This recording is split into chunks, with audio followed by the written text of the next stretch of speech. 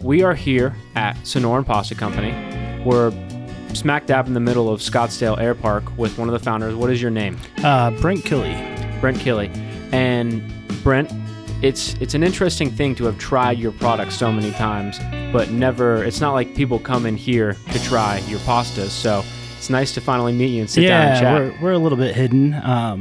We do the farmers markets on the weekend. So Saturdays we're out there. We did 6 farmers markets this last Saturday, and then we actually go up to Flagstaff during the summer.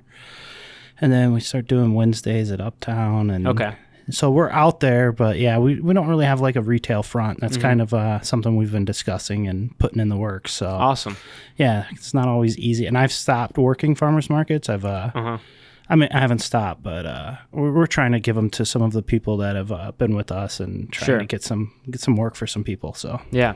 So what is your quick description of what Sonoran Pasta Company is? I assume it's pretty straightforward, but with some nuances. That's a good question, because I think like the obvious answer is like we're a pasta company, but that's not really what we're about. Sure. The thing I would tell people we're about is we really want to promote the fact that we have this great wheat growing here in Arizona. It's like in our backyard. So when we started the company, our goal wasn't necessarily to be like a big pasta company, but we wanted to really focus on highlighting a great product grown here in Arizona. So we source from a couple local farms, Hayden Flour Mills, and then also from BKW farms. So our big thing was we were basically more of a company that wanted to focus on heritage and ancient grains. Okay. And not do like, there's already some great bread bakers doing it here in the Valley, like Proof Bread, for example. But we wanted to have a different medium, and we saw pasta wasn't being done, so we just kind of filled that void. So artisan pasta using heritage grains. What are heritage grains, and what do you see here in Arizona in terms of those? Yeah, so what we have is it's basically heritage and ancient grains boiled down to this. There's something that grew here naturally, or they would grow in this type of climate naturally without the use of artificial enhancers, so i.e. Pesticides and herbicides and things like that. So one of the ones that grows great here is Bluebeard Durham. And Durham wheat in general grows really good here. We also have some good farro. But Durham is one that I don't think a lot of people know. We grow a lot of it here, and we actually export a lot of it to Italy, where they're milling it and then sending it back to us as Italian flour, and we're paying a whole lot of money for stuff to go there and then come back. So we cut that out, and like we said, we use a lot of Hayden Flour Mills, and then BKW. One, we like Hayden. They do stone ground milled, and it's just the flavor's great, and they have a variety we really like. Like the Bluebeard it's just kind of, it's more flavorful than like anything you're gonna buy at the store. And so are these grains specifically indigenous to this region, or do they just grow here well without any interjection of pesticides and things like that? They grow well here. I'm not quite positive if they're indigenous to here, but I do know back in the 50s and 60s, there was a shortage in Italy on durum, so they looked all over the world where they're going to grow it. It turns out Arizona, especially kind of like down by Tucson, the climate's just like very good for growing durum wheat, and it's a combination of you want low moisture and also low wind. Not something I think a lot of people think about, but if it's too windy, actually, like wheat crops can just kind of blow away. Really? Wow. Yeah, that's pretty crazy. Yeah, I imagine. And then like the other is like these heritage and ancient grains, like they don't grow as tightly bunched up as like commercial typical the grains that they're growing now, because they yield about a third of what like a commercial wheat would do. So yeah. And so that produces a more expensive product, I figure, right? Definitely. But I think it's expensive only if you look at it from a dollar standpoint and not the other aspects. Sure. If you look at it from like a health benefits, it's healthier. We get a lot of people that have issues with gluten intolerances, and they can have our stuff, and they don't. Really? They don't. Yeah, and the big thing is it's non-GMO, and what that does is like the protein structure is easier to break down in your system. And like we always compare it to people, we always tell them it's like if you go eat pasta and bread in Europe, you're not going to feel as heavy. Okay. And all that is just it's a matter of the fact that like most stuff here is highly processed, and your body just can't digest it easily. So that's really what it is. Your body's just struggling to keep up digesting all this crap we put in it. Sure. So, yeah, and that's the biggest thing. Like we tell people, like, good flour makes good pasta. So good flour Absolutely. makes good bread, and it's just an ingredient that I think gets overlooked. You know, we don't realize there's so much flavor in it on top of it. So like when we're making pasta, you know, I don't know if you see, but we have the machines behind us, and it's like when we add the water to that and it just blooms, and all of a sudden the air fills with all this smell. It's like a bread baker essentially. Like when they start making dough, like, you know, you start adding water and all this stuff, and it really starts to. But when you're using like these heritage and ancient grains, it really takes on a whole nother level. Like, interesting. It's pretty cool. It's pretty cool when we do it. So, yeah. So take me back to growing up. Are you a local of Arizona? No, I moved here about 16 years ago. Okay. I mean, to go back, I was in Michigan before I moved out here. Kind of flailed around in college a little bit. I thought I wanted to be a pilot. Turned out I didn't. I didn't really focus. So I flunked out of school. I got into kitchens. My sister got me my first job at an Applebee's. And I kind of fell in love with like the kitchen lifestyle in the beginning. And then, you know, living in Detroit back in the early 2000s, it was right before the downturn of the economy. And I decided I wanted to move out here just because there wasn't a very big culinary scene in Detroit at the time. Okay. So yeah, I moved out here and kind of worked my way up to some better restaurants. I started working at the Boulders, where I linked up with Stephen Jones from Larder in the Delta. And I worked with him for about 6 years, and that's the guy I kind of credit with teaching me how to cook.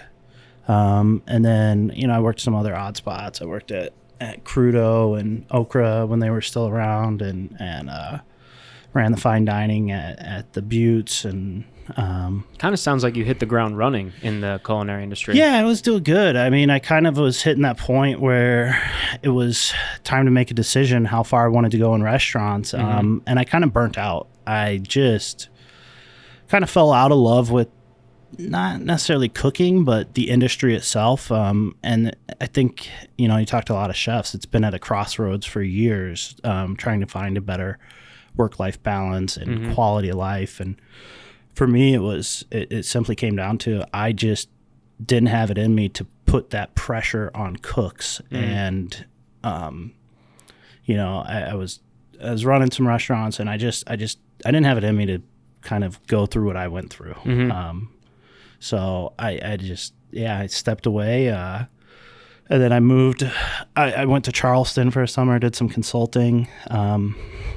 Had a Michigan boy by way of Arizona teaching him how to cook Southern food. So that was fun. I really like to give him a lot of shit about that. But yeah, and then I came back here. I worked with Catino Hot Sauce for a while and ran his production, which was a really great learning opportunity, and it definitely helped us with this, which is where I ended up finding my business partner, Jasmine Brown, who's not here. But, you know, so she was someone we hired kind of just off the street. She was a fan of the hot sauce, and she's an awesome worker. She's got a great attitude, super smart. She does all our social media. Like, I lucked out. I have a great business partner. Nice. So we kind of fall into our roles really well, and we've been very fortunate in that sense that you know, a lot of partnerships can get really tricky. So Yep.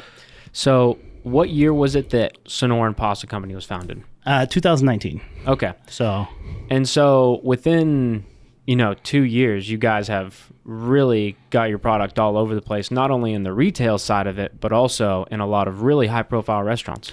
Yeah, we were lucky right off the bat. I mean, I definitely had my background working in restaurants. I built a lot of relationships in that time, and kind of was able to get into some really good restaurants where I already knew people, and they trusted my name at least to know we're not going to give them a shitty product. And so yeah, Dom over at Hush Public House picked us up, and we had Charlene Badman at F&B like pretty early on, and she's been a huge supporter. And Alex Strada at Campo as well. Alex Strada, yeah, we're doing their pasta program for them. We're doing the Vigs. We're doing all kinds up the street. We do the Princess, and yeah, we lucked out. Like Jeremy Pacheco from at the time, he was still at Lon's, and then, you know, there was kind of some reshuffling with all the stuff going on with COVID, and he ended up at the VIG and brought us aboard, and that's been a great account. But we've been real fortunate to have some great restaurants carrying our product, and we really kind of that's our niche. Like, we want to be in those restaurants that care about what they're putting on the plate. Well, it's a pretty heavy-hitting list right there of individuals and restaurants as well to go alongside them. And I don't know if you're aware of this, but Campo is in the newest issue of A Taste of AZ magazine that's going all out at the time of recording right now. And in his article, he says, there's a quote that I blew up, and it says, "Our pasta dishes are on the same par with anything I've ever done in cooking before." So with someone like that saying something such a beautiful review of what you're putting out there, that's got to be an incredible feeling, even if you've been in the industry for a long time. Yeah, I mean, it's always great when you have, a chef that's got a couple Michelin stars to his name shouting your product out, and it's the same thing. It's like, yeah, Charlene has the James Beard Award, and Dom got Best New Restaurant, and, we're talking with Valentine, and they're talking about bringing our pasta back again. And it's just, I mean, we've got some really heavy hitters using our product, and it's a pretty cool thing. I really appreciate all those guys and all those gals, and they've really done a lot for us. Like, it's our marketing program, truthfully. We get a lot of people that come up to us at the markets, and they're like, "I had your pasta at this place," and I was like, "Yeah, we're there. Yeah, so absolutely. We're at Francine, and it's just kind of it's pretty cool. I'm not gonna lie. I mean, it is a really incredible thing to think about, because it's a little bit more common with the beverage industry, where you get really high profile people using these very locally focused products, but I can't think of anything like your guys' pasta that captures a very interesting component of Arizona agriculture. A lot of people that live here don't even realize how agricultural Arizona is. You take ancient grains and grow an extremely high quality ingredient. And for a consumer like myself to be able to purchase this pasta and feel like, at least on some very minuscule level, I'm cooking at the level of chefs like Dom or Alex, it's crazy. I mean, that's honestly like, we started doing sauces just as a way to kind of sell it, but that kind of tied into my background of, being in restaurants for 15 years. And, we wanted to make it easy for someone to cook at home. And we've done really well with the sauces we do. And we've done a lot of stuff like featuring local chefs. And, it is kind of a product that translates really well for the home cook. And, when we just have a new hire, and he's kind of taken over some of the sauce production. And I remember talking with him and saying, like, you got to think, like, this is for Sally at home, not for, you who knows how to cook all this. So keep that in mind. And we just have to make sure we put out a product that is better than what Sally can make on her own, unfortunately. Sure. We're not trying to put anyone down, but yeah, we just want to put out a really high quality product. And it's the same thing. Like, for a sauce, we buy as much local as possible. It's like Bianco tomatoes and, produce and stuff from markets. And, so yeah, it's, in the end, I really don't think what we do is complicated. We try to source high quality ingredients and then just put them together simply. So, well, and, you say making it better than Sally can make at home. Me personally, I fancy myself a decent home cook, right? And I like to make sauces and things like that, but every time I'm cooking, I'm not making everything from scratch, right? I'm not making my pasta from scratch. And if I can find something better, but I'll honestly, like, and it's like, so we sell the sauce at the markets, but like, I tell people all the time, like, they'll come up and they're like, I make my own sauce. I'm like, that's awesome. Hey, snap a picture of that, throw it up on Instagram. Like, we want to see what you're gonna do also. Like, yeah. Nothing against what we do, but I've seen my sauce on the pasta for the last 2 years, and it's great. But I love seeing what other people are doing with their pasta and getting creative with it. I know Subash from Sherpa's Kitchen and Everest Momo, like, he started putting his coconut curry sauce on it, or his masala sauce, and it's awesome. It goes really good with pasta, and so it's just a great way to explore different things on top of it. I was always into like pizza, and I still am. I love pizza, but I have another side project that Okay.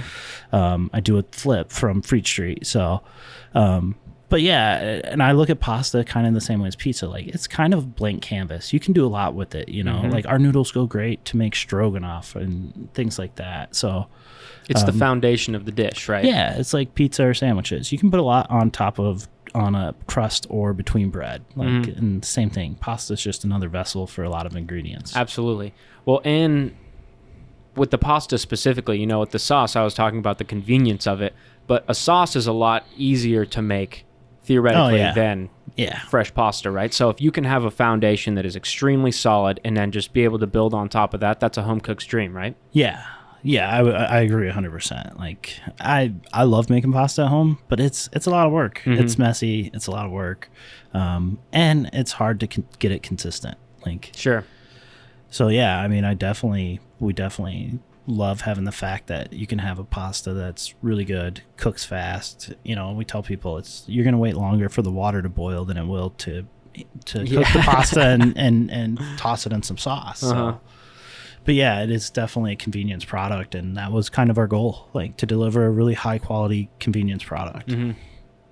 Well, and so as with just about anything in this world, doing things on a scale of at home is much different than doing it on a commercial sense in restaurants. And so at home, people are probably not going to be, I would figure, as picky with the type of pasta. If you have 3 different things sitting out there, like, okay, I'll pick one of them. Whereas restaurants, I figured they probably have a pretty specific idea in mind. Is that correct? Yeah, I mean, for the most part, I think, we also didn't want to offer kind of the standard hits. We really wanted to offer some shapes that were different and also some flours that are different. Sure.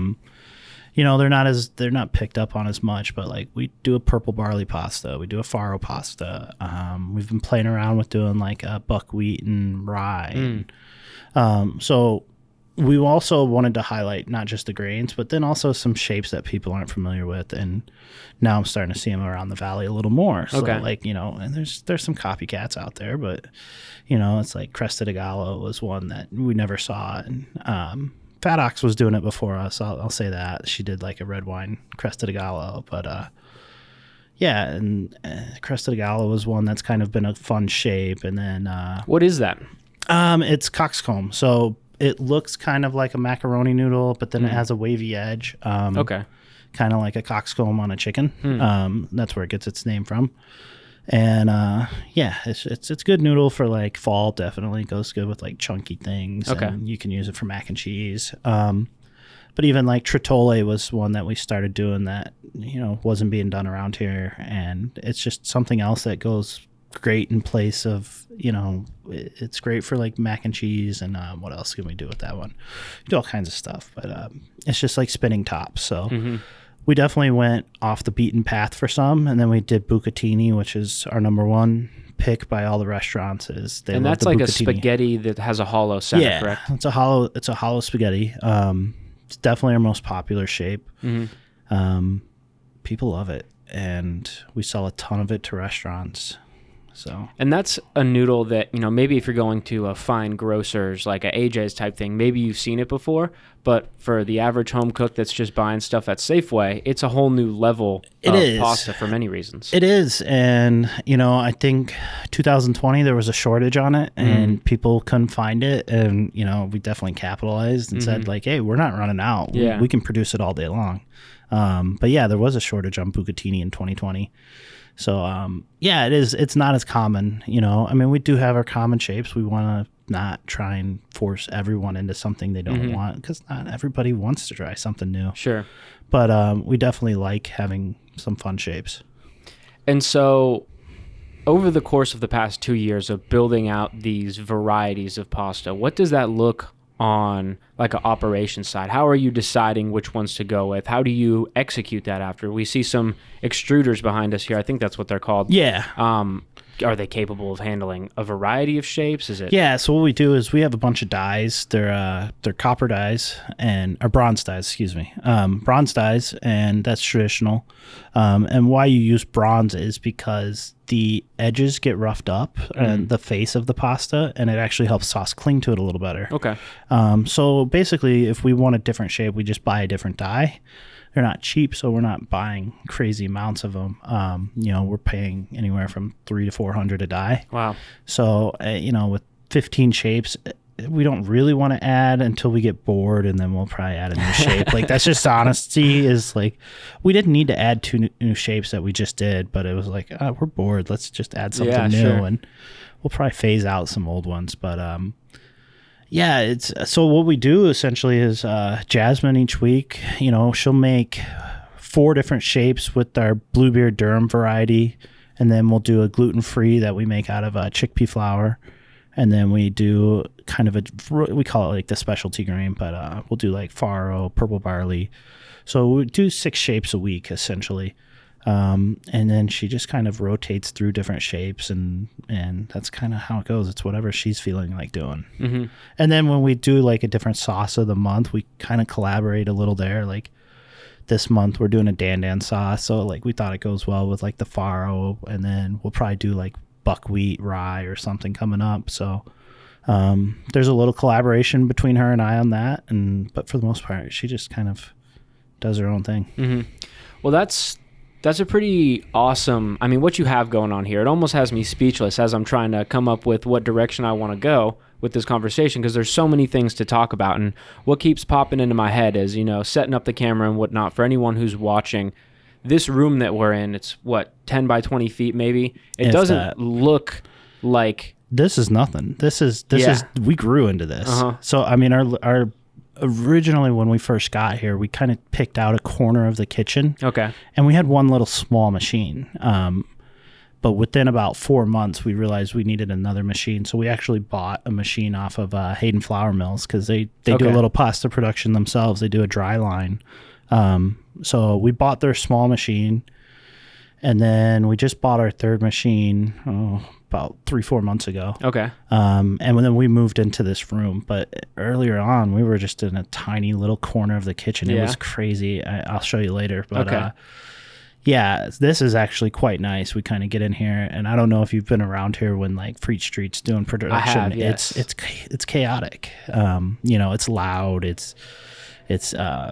We wanted to get away from it, so we kind of confiscated this room and took it over and turned it into our pasta production room, and they do great. They love it in here. So well, and the direction I was going with mentioning that is, despite the unassuming look, a lot of beautiful stuff happens in here. And like, you look over here and you just see bins of grain. You got the Bluebeard.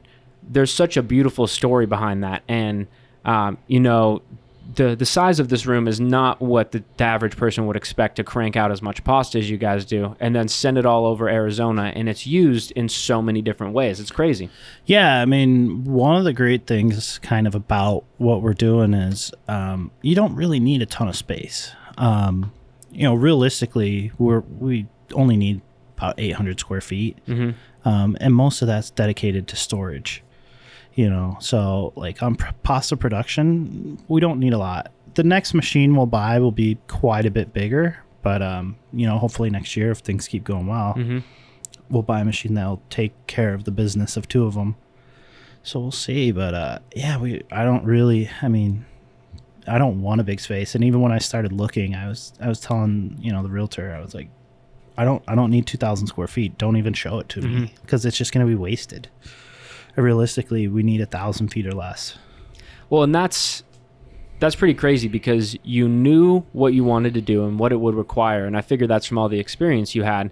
But to make such use of a smaller area and be able to create something so big that is so far-reaching, it's a pretty exciting thing, I figure, for you, huh? Yeah, it's definitely. I mean, like I said, it's really cool to be in all these restaurants, and the numbers we're doing right now were not numbers we thought we would do for till year 4 or 5, and now we're doing them like year 2. So the growth was crazy, but it definitely opened our eyes to how far we want to take this business and how far we want to push it across Arizona. I think we're thinking about going to Tucson regularly and trying to figure out opening up Tucson and Flagstaff a little more. We're getting some inquiries for wholesale up there. It's just kind of a logistical nightmare for us. Sure. Unfortunate part of our product, it's kind of a plus and a minus, is like it's fresh. So from the time we make it, you're kind of on the clock, and you can get about 2 weeks out of it. Okay. So, we can't really, it's hard for us to start going to Tucson or Flagstaff until we get enough interest to make it worth the drive, Sure. to go up there once a week.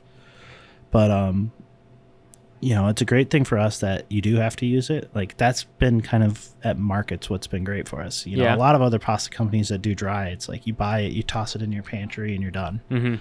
Where it's like, you need to eat this. And typically it helps us with return business. So, but yeah, I definitely think there's a lot of opportunity for us to grow in Arizona. And we're kind of starting to think about what we would want to do if we want to go outside of Arizona and push the product to other places. And it may not be as simple as just taking Sonoran Pasta to different states.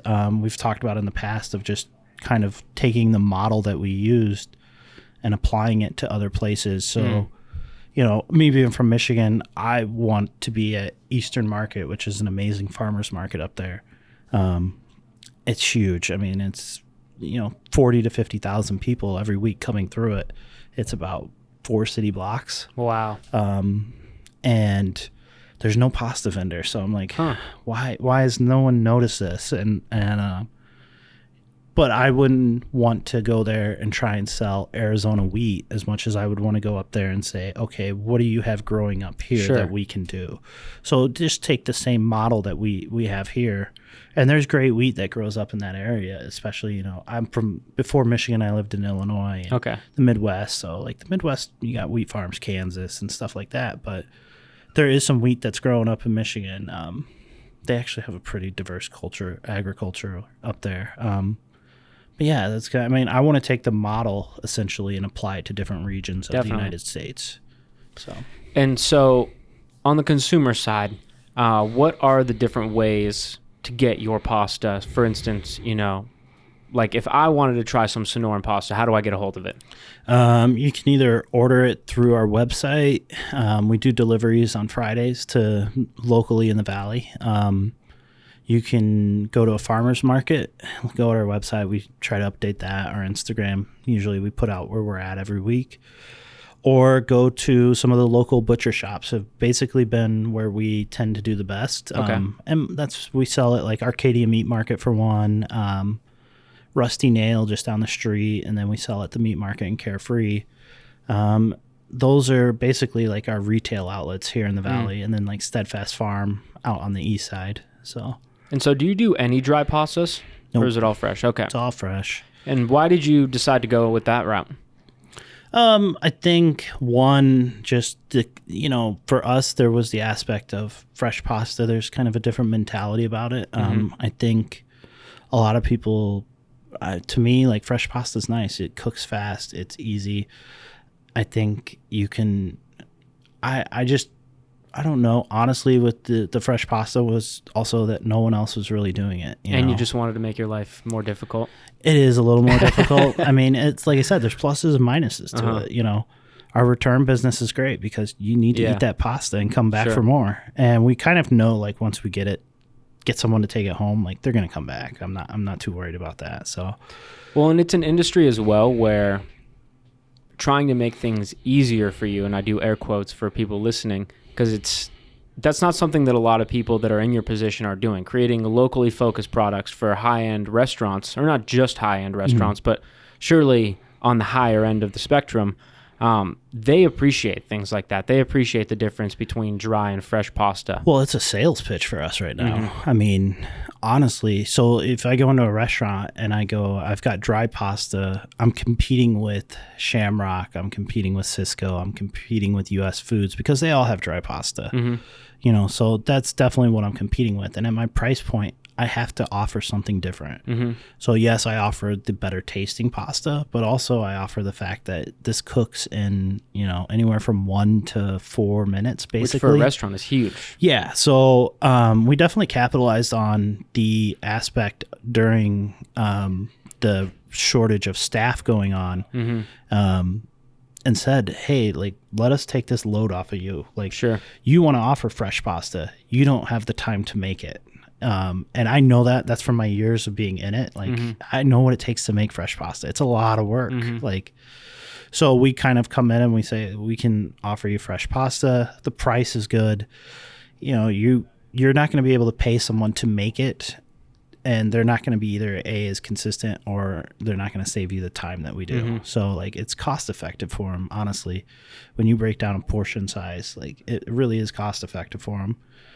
And then I think right now it's, you know, I know there's a restaurant we have, Board and Batten, and they're struggling with staff, and he kind of changed his menu up and started to do more pasta dishes. Okay. And he's loving it. He's, you know, the chef is basically having to work a station every night, and he's like, yeah, I'm just a happy little pasta cook right now. You know, because we come in and it's like, hey, you know, half your dish is done already. Just create a sauce. Sure. And, you know, you can do some pretty basic stuff, or not basic, but, you know, like a cacio e pepe doesn't require tons of prep. You need to grate some cheese. But other than that, it's something that's, you know, terrific to eat, but not prep heavy. Like, it highlights noodles, pepper, and cheese. Sure. Like, so I think it offers a convenience for chefs on top of it. And obviously, the only way you can do that is if you have the strong foundation of the pasta being delicious and high quality. Yeah. And that's, I mean, in the end, this was something I learned when I worked with Chula Seafood. When we were first kind of putting this business together, I did deliveries for them and picked up fish from San Diego. But I got to meet Jimmy, who is the dad, the matriarch of the family, and he was telling me, like, you can't beat quality. No matter what, quality wins every time. And it's something like, I get extremely frustrated because we have, and I'm not going to mention a name, but there's another pasta company here in the valley that sells at farmers markets, and, you know, they sell a dry pasta, and they've tried to convince me to buy cheaper flour. Like, just go buy this at Cisco or Shamrock. People don't care as long as you say you make it locally. And I'm like, you piss off, man. Like, that's not what we're about. Like, we're about the local. We want to support the local businesses. Like, it's big to us to keep it in the economy. But also, as a consumer, I care. Yeah. Well, and that's the thing. So I always tell people, like, you got to look at your business model and realize your target audience. If you try to capture every person, you're going to lose, because you're competing with every other business. Now, if you come in focused and go, I want to capture this 10% of the market, and know who can, you know, appreciate your product for what it is, that's willing to pay a few dollars more for something that's high quality, you're going to win. Like, you know, and this guy is trying to convince me to do it. It's like, you want me to come compete at your level? That makes no sense. Like, and it's just like, yeah, we're here to support local farmers. We're here to do all this. Like, we believe in that. Like, it's big for us. Sure. So it's just like, that just has always irked me. And, you know, it's just, I don't get it. You know, I'm not trying to pull the wool over anyone's eyes. Sure. And that's kind of the whole mentality behind what A Taste of AZ is, right? We try and make it as Arizona focused as possible. So when we do cocktail recipes, we try and incorporate local spirits as much as we can, things like that. Because for me as a consumer, when I, you know, put my work hat down and just try and enjoy a nice meal or drink somewhere, I specifically seek out as much Arizona as possible because it makes more of a storyline for me. It's just better. Sure. I mean, you know, you could go to any chain restaurant in town and get an okay meal. Are you ever going to get anything that's great? Not really, because it's just, it's manufactured to be mass produced. And once you get to a certain point in size, it's really hard to maintain quality. And not just that, but you have to maintain a staff that also believes in what you're doing. And the larger you get, the harder that becomes. Like, how many like Fortune 500 companies do you know that like have thousands of employees, and if you go talk to them, they could tell you like the mission of the company and do all that. Like, we all went through it, you know. I've gone through corporate. I worked in hotels, and you get your mission statement and your new hire packet, and you could never recite it after week one. Like, you know, ours is simple. Like, the people who work for us know what we're about. High quality ingredients, local, and that's it. It's just that simple. Like, I think it's you got to support your local, and I don't understand people who don't support local in the economy. Like, it's just, I don't know. It's why do you want to put your money into an investor's pocket instead of putting it into a local person? Because that local person's going to give back to you. Like, they're going to do the charities. They're going to do look at the local businesses and what they do to give back. Like, I don't know. It's something I believe in. Like, we try to give back every quarter through different aspects. We do like a local or a featured sauce every month, and we take some of that to donate to a local charity, or whether it's working with other chefs and during the pandemic helping out restaurants by having chefs come in and do sauces. And I get more enjoyment out of helping local than I do out of going to a chain restaurant. And that reverberates throughout the community, I think. When you look at chefs like Sasha at 24 Carats, she's, spending her free time making meals for kids so they have high quality food to eat at school. Adam Blue Allison's Watermelon another Project? one. Yeah. Is that one? Yeah. That's actually our charity of the quarter coming up. We just started it. Yeah, I had to talk to Charlene about it the other day. But yeah, that's the thing. Like, I've gone and helped out on an event like that, and I see what they do, and it's like, here I am, and I own this business, and I've had it for just over 2 years, and I don't understand how they have the time to go do that. Like, I just have a lot of admiration for all those chefs and all those volunteers that will go do it. It's a lot of work, and it's a passion project. You feel that when you see, you talk to these chefs and you see what they're doing. Like, it's just, there's people who are going to take, and there's people who are going to give. And I think you want to align yourself with a lot more people that are willing to give than those who are going to take. So. Yeah, what a spectacular community to be involved with, and for yourself to be able to bring something new to the table that people really appreciate. Yeah, we're fortunate, honestly. I look at it also from the aspect of all these great restaurants helped us out in the beginning. So, like, we really appreciate that. Like, we wouldn't be here, if it weren't for restaurants like F&B, and if it weren't, even, I can't even think right now. But yeah, for all these restaurants that have helped us, we want to give back to the community. We believe in that. And even just going and working farmers markets. So yeah, if you're not into local community, like, you get into it. It's just better. So on that note, and not to put you on the spot too much here, you don't need to necessarily name favorites, but are there any specific examples of your pasta dishes that you've tried or seen in restaurants that get you excited? Yeah, definitely. I love what they do across the street at Hush Public House. They rotate the pasta probably about every 3 to 4 weeks. So, okay. They're always doing it justice, and it's really good. Tony out at Board and Batten made probably one of my favorites.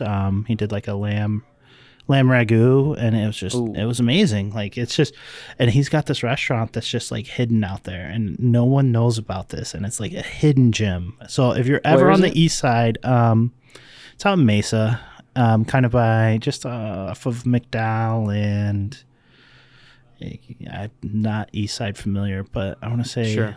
But it's kind of in an industrial area. It's a very quirky location. Okay. Look it up. Board and Batten. Go check it out. They're supporting a lot of local businesses, and they're doing some really great stuff. And it's a gorgeous patio. So now that we're coming into patio season, check them out. Sweet. But yeah, that's on my list. He's doing cacio e pepe right now. I'm not sure what his other pasta is, but yeah, he like kind of stunned us with all the dishes that we went out there to eat, and we try to go to check out some of the restaurants that we sell product to see what they're doing with it. And that was one that definitely caught us off guard.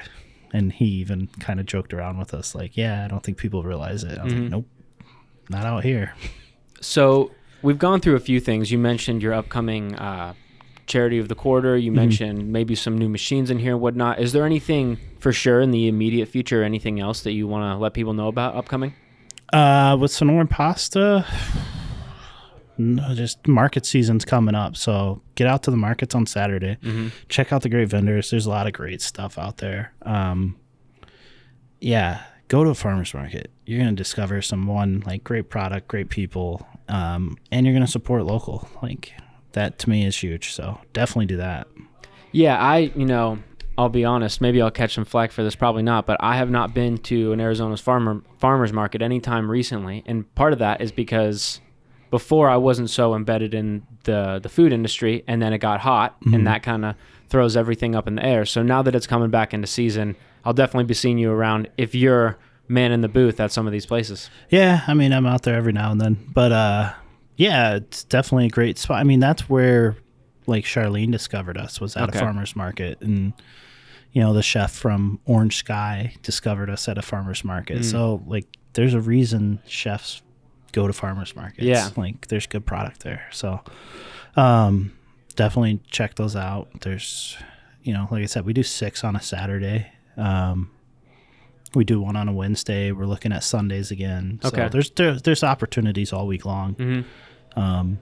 Yeah, other than that, we kind of toss the idea around about doing a dry pasta line just for the aspect of shipping out of state. But if we stay as busy as we've been, then we won't need to worry about that. Sure. Well, fantastic, man. I'm excited to see everything that people are doing with your pastas, and even more excited to eat them after I've taken a look at them. So thank you so much for sitting down with us, and everyone make sure you check out Sonoran Pasta Co. on social media, at your farmers markets, and if you see them on a menu, order it because you're not going to be disappointed. Thank you. Awesome. Thanks, man. All right.